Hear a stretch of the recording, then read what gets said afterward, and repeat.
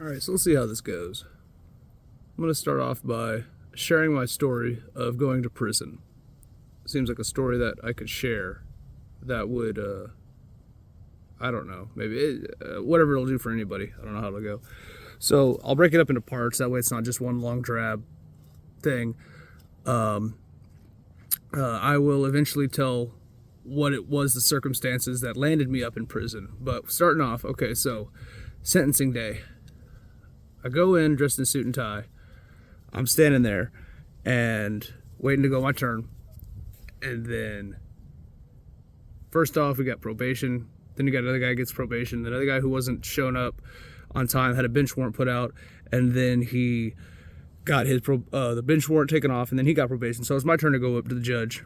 And then the judge is going through everything, and then says, "Okay, Mr.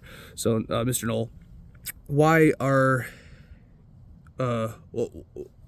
what do I need to do? Like, what do you have to say for yourself?"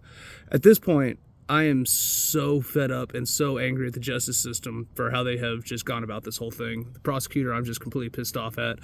The prosecutor, whenever he is asked by the judge, what's going on with the sentencing, why are we going this way with it? He said, well, Mr. Knoll has two separate priors, which was actually the same case, but it was two charges from 2010, 10 years ago, which I had gotten expunged, which during sentencing means absolutely nothing. So if you work and get your life better, they don't care. They're still going to use that against you. So I had two priors, and then added with this one felony charge added to it, put me into B-box, which jumped me out of presumptive probation and put me into prison time.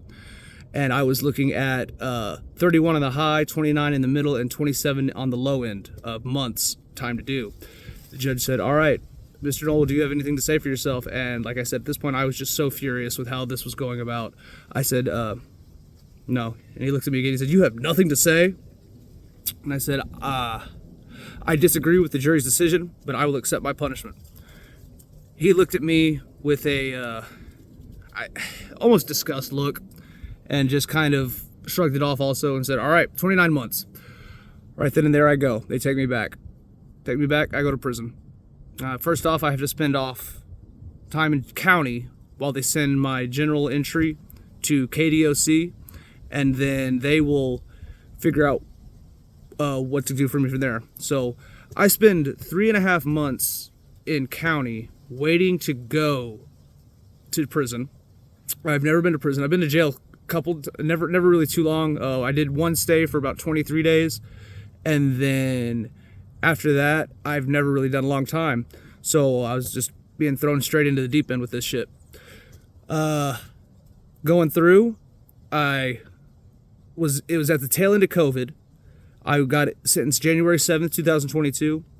And that's when I started my time doing time. And I go in, and they're still following COVID protocols in jail, which means when you go to prison, you go to jail when they lock you up, you spend 5 days in isolation. Quarantine is what they're calling it. It's really isolation, where you spend 23 hours and 45 minutes in your cell with nothing to do, and then you get let out for 15 minutes to go take a shower or make a phone call if you've got even phone numbers, or if you've even got money on your phone, which you can't put on. Somebody on the outside has to do for you. So 23 hours, 45 minutes in the cell, and they say you're going to be by yourself. All right. There is a TV in the day room that you can kind of see if you stand at your door and look out, but how long can you do that for, really?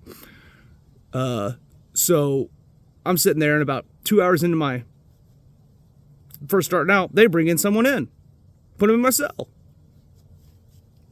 So they're already lying to you. There's no consistency in this justice system. And he starts his time, and I don't want to talk to anybody. I just want to do my time, go home, be done with it.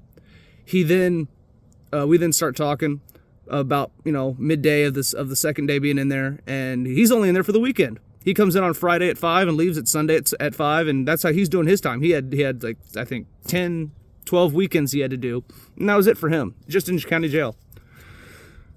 So that was kind of weird. And then do my 5 days, and then get put into GP, and moved into my pod. Moved into the pod. I met a guy, my cellie there, he had done he said about 20 years.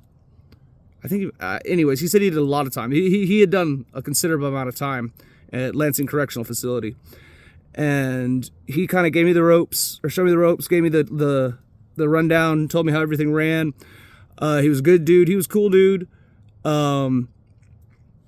Really helpful, very helpful.